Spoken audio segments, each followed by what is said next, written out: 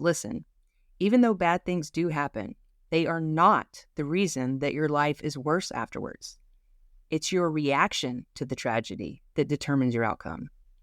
If you let it beat you, it will. It's that simple. So don't let it beat you. Use it as an opportunity to grow instead.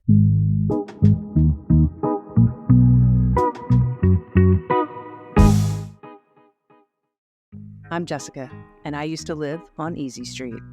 I had nice things, and I ate and drank whatever I wanted. But the truth was, I lived paycheck to paycheck at a job I hated. Eating and drinking whatever I wanted made me fat and miserable. I had constant heartburn and hangovers, and I was drowning in debt. Today, I'm fit and happy, and I want the same thing for you. Join me each week, and let's commit to doing something hard together. Because it turns out that Easy Street is a dead end. The only way to become your best self is to take the path of most resistance. Thanks for joining me on the Path of Most Resistance, where each week we attempt a 7-day challenge on the never-ending quest to become our best selves. Last week, we talked about the different types of journals a person can keep. Today, I want to talk to you about one of the most famous journals in existence, and no, I don't mean the Diary of Anne Frank, which I've actually never read because, spoilers, everyone dies at the end. Who wants to read anything that depressing? Not me. So instead, I want to talk about a different journal, Meditations by Marcus Aurelius. If you've never heard of Meditations, you may still have heard of Marcus Aurelius. He was one of the greatest Roman emperors to ever live. He reigned about 2,000 years ago. His most famous appearance in modern times was probably in the movie Gladiator. You know, he was the ruler who planned to put Russell Crowe's character Maximus on the throne instead of his own son, Commodus, played by Joaquin Phoenix. Instead, Commodus murdered his father to take the throne and left Maximus to be sold into slavery and die as a gladiator. Which he did not, but I won't spoil the movie any further in case you haven't seen it for some reason. In real life, however, the Maximus story is fiction, and Commodus did not murder his father. In fact, father and son served together as co-emperors for a few years before Marcus died. But that's Hollywood. Doesn't matter what really happened, as long as you keep your eyes on the screen, right? Marcus Aurelius was a great emperor because he had great examples. And that's what the entire first book of Meditations is. Marcus lists out all the people in his life who taught him and expresses gratitude for the things that they taught him. That sounds great, but let me tell you something. Meditations was first suggested to me many years ago, but I made the mistake of picking up a translation from like the 1800s. It was really hard to read and it was kind of boring, so I didn't read it. If you want to read it for yourself, make sure you pick up a newer translation that is easier to read. The Gregory Hayes translation is a good one to start with, and there's a newer one out by Robin Waterfield that has fantastic annotations in it. Either one of those is great. If you want a simple one, though, get the Gregory Hayes. It's really easy to read. Anyway, here was a guy who ruled an entire empire. Anything he wanted, money, women, power, land, it was all his. His wishes were always granted. He could have anything he desired. And what did he desire more than anything? To be the best ruler for his people that he could possibly be. I mean, talk about doing hard stuff. Can you imagine the tasty temptations he was offered on a daily basis? It's one thing to say no to him for 7 days straight, like we try to do here. Imagine having them thrown at you every single day of your entire life. If you've ever studied any world history at all, it's littered with rulers who have failed that test. They greedily choose personal power over what's best for the people of their kingdoms nearly every single time. But not Marcus Aurelius.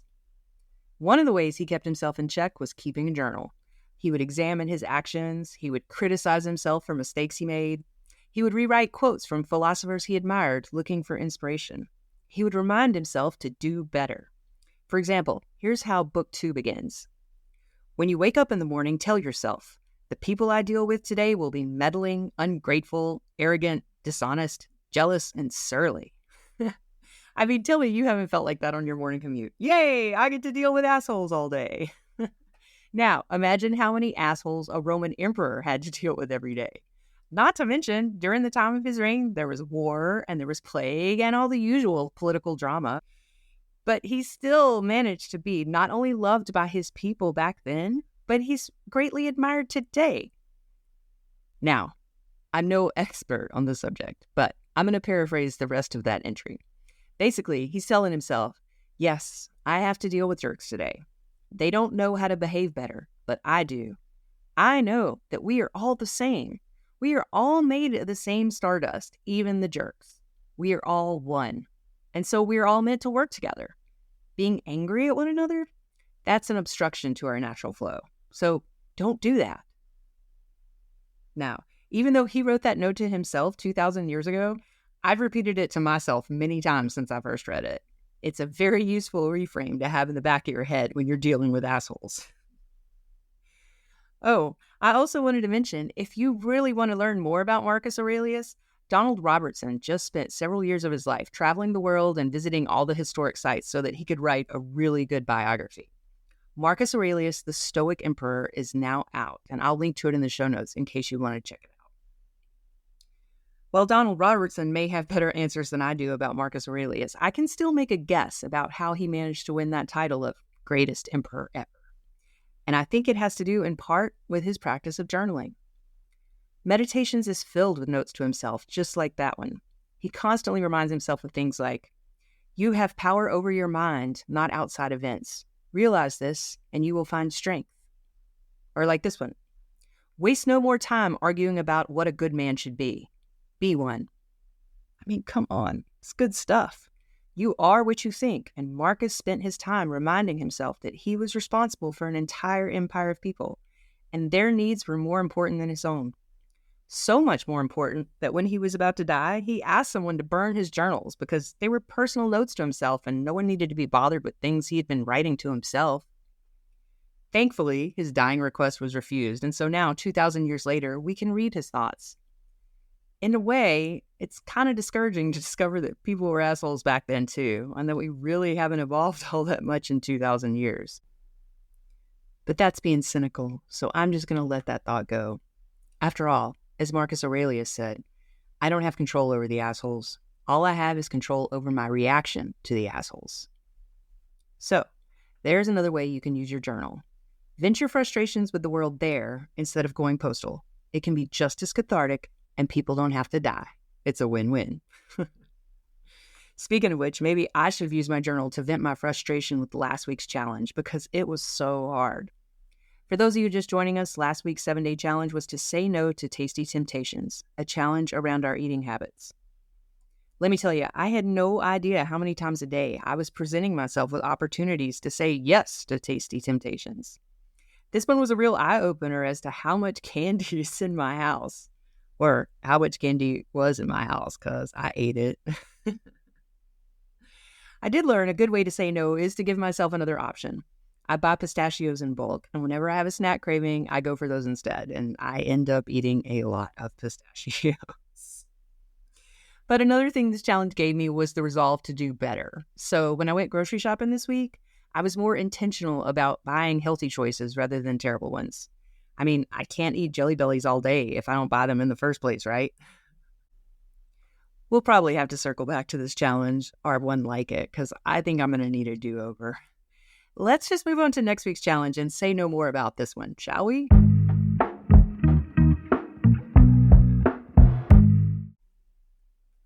Life is not easy.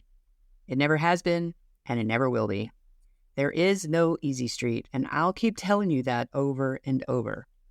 The people who have true happiness in this world are not always the people with the most money. The Dhammapada says, health is the greatest gift, contentment is the greatest wealth. And the older I get, the more I agree. Contentment is the greatest wealth, and to be content means to be impervious to whichever way the wind is blowing. It doesn't matter what change life brings to your doorstep, whether it be tragedy or triumph, you roll with it. So when some new technology comes along that threatens your livelihood, you adapt. Just like the computer was superior to the typewriter, and the typewriter was superior to the pen, there will always be a new iteration. You adapt. You learn new things. Or you die. Okay, you probably won't die from whatever replaces the computer. That might not be the best example, but I think you catch my drift. The important thing is to always keep learning, always keep evolving. Because the only thing that's constant in life is change, and that's hard for most people to accept.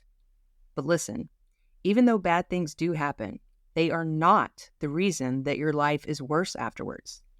It's your reaction to the tragedy that determines your outcome. If you let it beat you, it will. It's that simple. So don't let it beat you. Use it as an opportunity to grow instead. The problem that most of us have is that we were not raised with an education system that taught us how to adapt and overcome the challenges that life throws at us. We were taught how to memorize trivia so that we could spit it back out on standardized tests. We were taught how to stay quiet, how to stay in line, and how to just stay down. Now, I'm not placing the blame on individual teachers. I'm blaming the system. Teachers are just as much the victims here as the students. Teachers don't do it for the pay. Everybody knows they don't get paid nearly enough. In fact, I think teachers are even more admirable because they show up every day to try and make a difference, knowing that their hands are going to be tied by red tape and bureaucracy, knowing that they're probably going to have to buy classroom supplies out of their own pockets. No, the problem isn't the teachers. It's the system. But what can we do about it? Well, change it, of course. But I gave up on my dream of becoming president of the United States many years ago, so that'll be for somebody else to handle. What I can do is let you in on a little secret that may change your life. You don't have to go to school to learn things. You can learn them all by yourself. That way, the next time change decides to crash into your life, you can be better prepared for whatever form it takes. This is why lifelong learning is the most important pillar we have to hold up our shelter on the path of most resistance. It supports all the rest of the pillars. If you want to eat better, you're going to have to learn what foods are good for you and which are not. If you want to make more money, you may have to learn a new skill. No matter what area of your life you want to improve, the things you know now aren't going to get you there, or you'd already be there, right? So you have to learn new things. As Trinity said in The Matrix, because you have been down there, Neo, you know that road.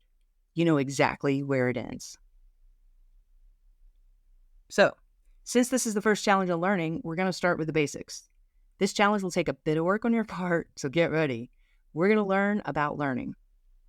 If you've never heard of Coursera.com, it's a website where people can upload online courses for other people to take. Some of them cost money, but it's completely free to create an account there, and the course we'll be working on is also free. So, all free, everything's free. The course is called Learning How to Learn, Powerful Mental Tools to Help You Master Tough Subjects. And I'll link to it in the show notes and on the score sheet, which you can download for free by subscribing to the Path of Most Resistance on Substack.com. This short, free course is entertaining, and it'll teach you some really great methods for remembering things that you're trying to learn. I feel like I have a pretty good grasp on learning, but when I took this course myself, I picked up a few extra tips that have been useful. So even if you think you already know how to learn, I encourage you to try the challenge this week. The course is about 15 hours long total, but don't worry, you don't have to do the whole course in 7 days.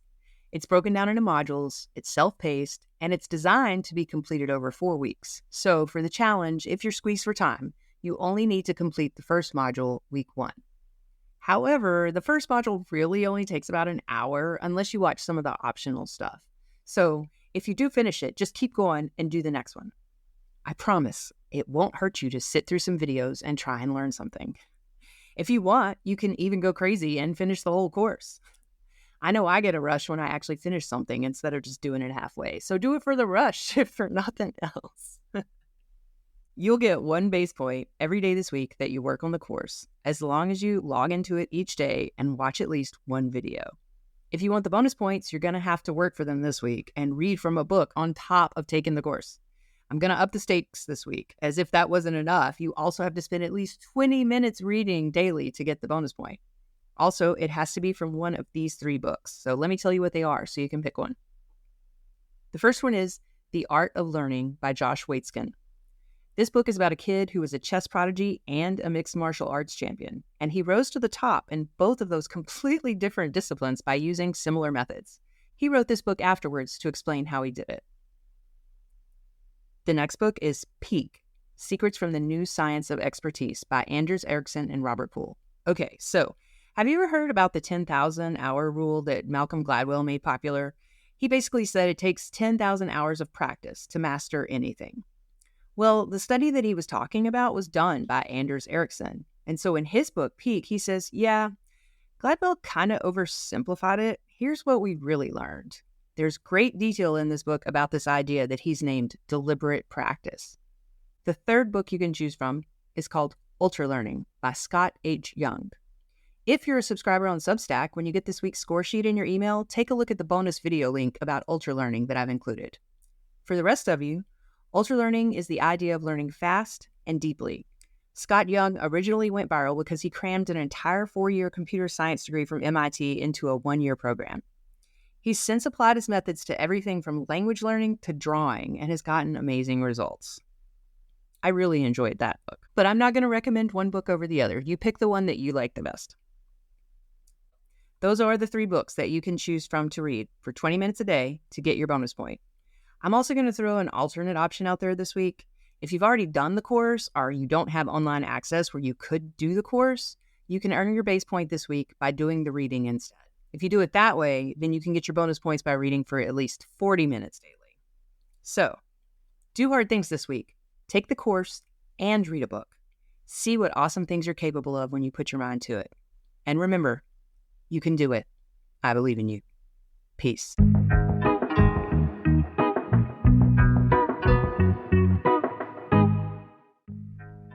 The challenges and score sheets are always free, but if you want to get more out of them, you can join the Path of Most Resistance as a paid subscriber on Substack. This option will get you access to the community chat, along with a link to the challenge check-in call I host every Wednesday on Zoom. Want to push yourself even harder? I also do one-on-one coaching. Click the link in the show notes to book your free discovery call with me. Thanks for listening, and if you're enjoying the show, please share it with anyone else you think is up for a challenge.